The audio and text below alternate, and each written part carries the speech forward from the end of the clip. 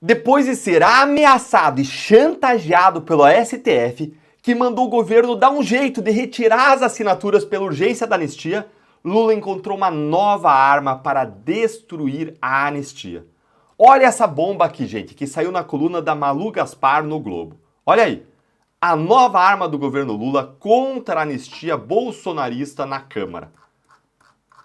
Após a oposição bolsonarista atingir o patamar de 257 assinaturas pela aprovação do requerimento de urgência na apreciação do projeto que anistia os envolvidos nos ataques golpistas do 8 de janeiro, o governo Lula já sacou da cartola uma narrativa para defender publicamente que o presidente da Câmara dos Deputados, o Hugo Mota, não paute a discussão na casa. O argumento que já vem sendo explorado nos bastidores é de que a Câmara tem 1.136 projetos com a urgência aprovada e prontos para serem pautados por Mota, que em tese estão na frente da fila para serem votados. Há outros 401 aguardando encaminhamento para votação. Assim, não faria sentido a anistia furar a fila, alguns projetos já estão prontos para serem votados desde 2018. Gente, olha que coisa mais absurda, mais covarde. É Lula, é Mota. A Câmara pode até ter outros 1.136 pedidos de urgência aprovados lá. Mas, me responda uma coisa, algum outro pedido de urgência desses envolve a vida e a morte de mais de 1.200 pessoas presas e condenadas injustamente pelo Supremo? Por acaso a Câmara tem algum outro pedido de urgência que vá resolver o problema da senhora Vildete Guardia? Olha aí na tela, a senhora Vildete Guardia, uma idosa de 74 anos que está presa desde junho de 2024 por ordem de Moraes, que tem osteoporose, que usa cadeira de rodas e que está para morrer na cadeia igual o Clesão porque ela não tem atendimento de saúde adequado. Me responda aí nos comentários. Eu quero ver. Se você, como eu, duvida que o Lula e o Mota vão achar algum outro pedido de urgência que seja tão relevante como o da anistia, curte o vídeo e olha aqui comigo como essa tal nova arma de Lula é, na verdade, uma mentira, uma ilusão, uma farsa tão grande quanto o julgamento do golpe lá no STF. Olha aí, ó. A tese é retórica, já que é prerrogativa do presidente da Câmara definir qual o texto de caráter urgente que deve ser priorizado em relação ao outro. Mas no Palácio do Planalto, o que se diz é que a fila é um argumento válido para ajudar a conter a pressão sobre o Mota, que foi emparedado pelo PL de Jair Bolsonaro e aliados do ex-presidente, como o pastor Silas Malafaia. Olha, mentira, mentira, de um jeito ou de outro, vai tudo cair nas costas do Hugo Mota e a culpa do que acontecer daqui para frente será toda de Hugo Mota. É ele que define se pauta ou se não pauta. Se pautar, foi porque ele quis. E se não pautar, também foi porque ele não quis. Não tem recurso retórico que salve Mota. E esse negócio de fila é história para boi dormir. Quando eu estava lá na Câmara, entrava para votar do nada um projeto que o governo queria. Ou que o Lira então queria, que era o presidente da Câmara. E um abraço, não tinha nem o que discutir. Mas aí agora, o Mota está fazendo de tudo para ele não pautar. Desde tentar arrumar um acordo com o Lula e o STF, como eu já mostrei aqui num outro vídeo, que eu vou deixar para vocês na tela final e também na descrição para vocês assistirem depois, como também usando outros ardis, como esse outro aqui, ó. Olha aqui que sacanagem, ó. Olha aí na tela. Aliado de Mota busca apoio para plebiscito sobre anistia a condenados pelo 8 de janeiro. Olha a palhaçada. Hugo Mota deu um sinal positivo para o correligionário Ricardo Aires, do Republicanos de Tocantins, coletar assinaturas de um requerimento de urgência para aprovar um plebiscito, a ser votado junto com as eleições de 2026, para questionar a população se os condenados pelos atos de 8 de janeiro merecem ter as penas perdoadas. Se a maioria for a favor, a Câmara votará pelo perdão. Se for contrária, as proposições serão arquivadas pela Casa Legislativa. O deputado justifica a necessidade do plebiscito por se tratar de um tema polêmico e controverso, com a necessidade de a população decidir. Só que isso seria apenas quando? Apenas em 2026, junto com as eleições de outubro. Me diz aí nos comentários se é ou não uma grande covardia fazer isso e deixar os presos do 8 de janeiro amargando na prisão ilegalmente, com suas famílias desamparadas e em sofrimento, com vários deles sofrendo riscos de saúde e de vida, como a senhora Vildete. Tudo que sai a respeito disso só mostra que o Hugo Motta está desesperado para empurrar a anistia com a barriga e fazer de tudo para arranjar algum jeito, alguma desculpa de não pautar o projeto. Mas não vai dar certo não, Motta. Ou você pauta e cumpre a sua promessa, ou então a direita para o Congresso e obstrui tudo. Bora ver se você e o governo Lula conseguem passar qualquer coisa lá sem a direita. Paga para ver.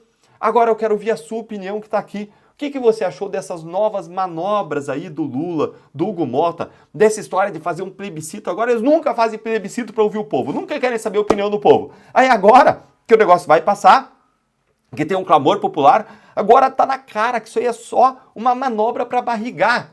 O que você achou dessas manobras? Conta aí para mim. Conta nos comentários, curte o vídeo para voz da nossa indignação contra a injustiça chegar mais longe. Se inscreve aqui no canal, aqui é a sua casa. Sinta-se à vontade aqui sempre. Clica no sininho para você não perder análises como essa e se torne membro do canal para você apoiar o nosso trabalho e também receber conteúdos exclusivos. Um grande abraço.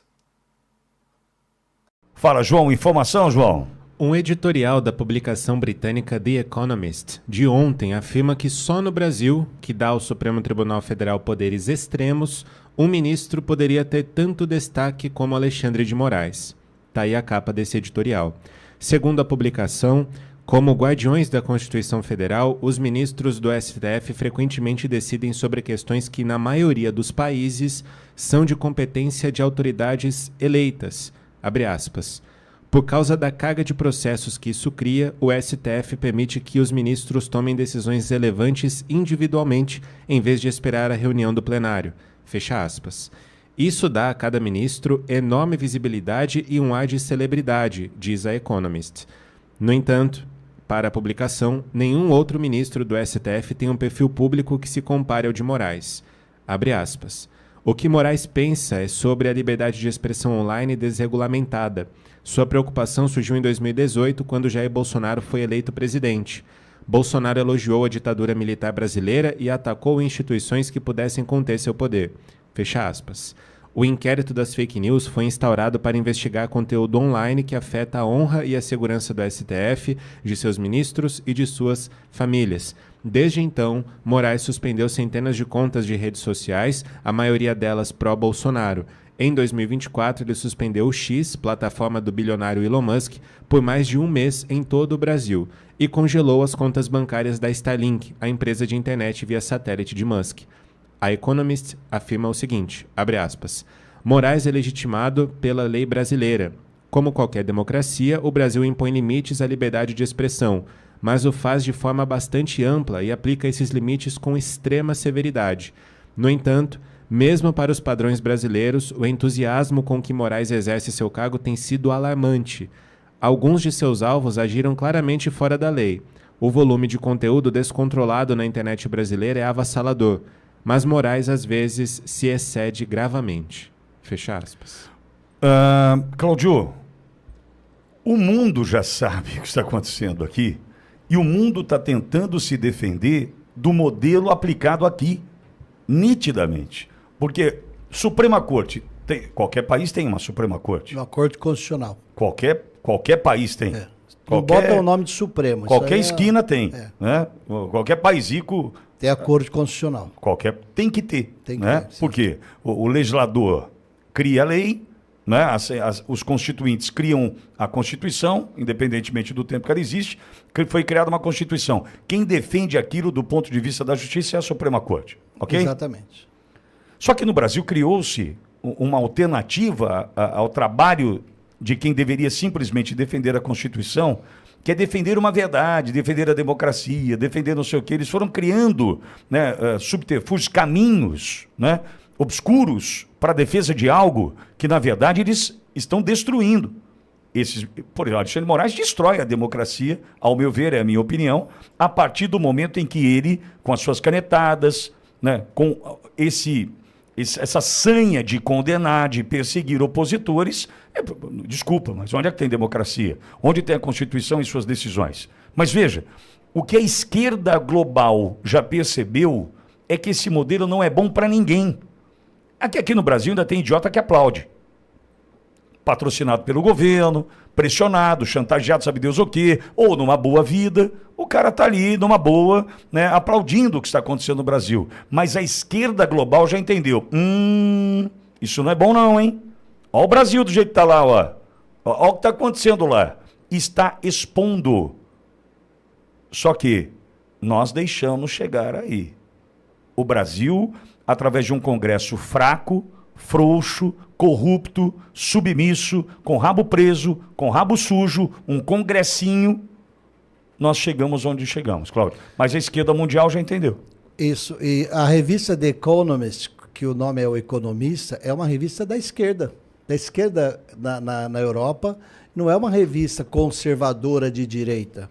Então, quando essa revista solta esta reportagem e fala ali que ele é o juiz que manda na internet, o artigo fala que ele manda na internet, eles mostram o seguinte: internet não tem essa censura que o cidadão está pondo no Brasil. E ao falar sobre, de maneira até bonita, né, o ânimo com que ele se dedica às atividades dele, é um modo de educadamente falar o seguinte: nós não queremos que em nenhum país surjam ditadores de toga como já surgiu no Brasil. Porque em todos os países tem a Corte Constitucional, todos os países têm uma Suprema Corte mais alta, e se o pessoal nesses países começa a adotar o chamado neoconstitucionalismo, que é a maneira que o pessoal da STF vinha adotando, principalmente depois que o Barroso entrou... A Polícia Federal sendo usada como trabalhando está sendo especificamente para o Poder Judiciário, num certo setor dela. Então, o mundo já entendeu que se os juízes assumirem um protagonismo de interpretar não o texto frio da Constituição, os nossos ministros da Suprema Corte assumiram essa postura de neoconstitucionalismo, Alexandre Bitoli, quando eles decidiram julgar pelos princípios da Constituição. Pelos princípios, Alexandre, é um bando de nuvem no céu. Você escolhe para que lado você quer, qual princípio você vai falar, esse aqui vale mais que aquele, e a letra da lei? A letra da lei só assim, não, tudo bem que o Constituinte escreveu esse texto, mas o princípio tal me permite interpretar diferente, ou usar tal peso maior e menor. Destruíram o conceito de Constituição. E criaram uma outra coisa, Alexandre, que é a Constituição em vários países, a pergunta é, ela é auto-aplicável sempre ou ela sempre tem que ser provocada? E aí, eles passaram a dizer o seguinte, eles querendo, eles fazem. É uma ditadura, a esquerda global entendeu. Entendeu que o que eles mexeram com o Elon Musk na X e no X é criminoso. E o Brasil ainda vai reconhecer isso daí. Mas o Economist dá uma agulhadinha na liberdade de expressão na internet, hein? Sim, no meio da matéria da hora, embora hajam abusos, né? Um tráfego incrível de informação, a esquerda sendo a esquerda. Não dá para ser honesta 100% quando se trata de esquerda. Agora, Leandro, repito, o mundo já viu o que está acontecendo no Brasil, Leandro. O mundo já viu, como já foi até dito aqui, né, o sujeito que mandou um traficante que estava com quilos de cocaína e por isso tinha um mandado de prisão, mandou esse sujeito para casa, né, para uma prisão domiciliar. E o mesmo sujeito, né, a pergunta que está repercutindo na internet, né, quem mandou mandar para casa, quem mandou matar Marielle, né? Então, assim, é preciso responder. Por que o Chiquinho Brazão está em casa hoje, né, numa prisão domiciliar humanitária, né? Decisão do Alexandre de Moraes. Então, é esse mesmo sujeito, né, que carrega essas decisões que passa longe do que poderíamos chamar de justiça, que está impondo esta ditadura, esta tirania em nosso país, perseguindo pessoas inocentes, torturando pessoas na cadeia, a ponto de algumas delas perderem as suas vidas. É o sujeito que ele interpreta a Constituição como ele bem quer, né, mudando o sentido do seu texto, interpretando como o nosso doutor Cláudio falou muito bem aí, né, conforme os princípios. Só que os princípios, os quais eles estão assim basando as suas decisões, passam longe da Constituição. São os princípios que estão, digamos assim, dentro deles próprios, né, os princípios da maldade, da perversidade, da tortura, como eu estou dizendo, e tudo isso também para servir a alguém, servir ao poder, servir aos interesses próprios e às suas ideologias e partidos. Essa é a grande realidade. E para isso, eles não medem, né, os esforços, e aí está o grande mau exemplo de tudo isso, que é o Alexandre de Moraes, que o mundo já percebeu. que é uma situação que não pode, não deve ser copiada em lugar nenhum. Então, o mundo está com os olhos voltados para o Brasil em razão das práticas desse sujeito. Por isso, volto a dizer e reafirmo aqui o que eu disse. Todo país precisa de uma corte constitucional. Todo.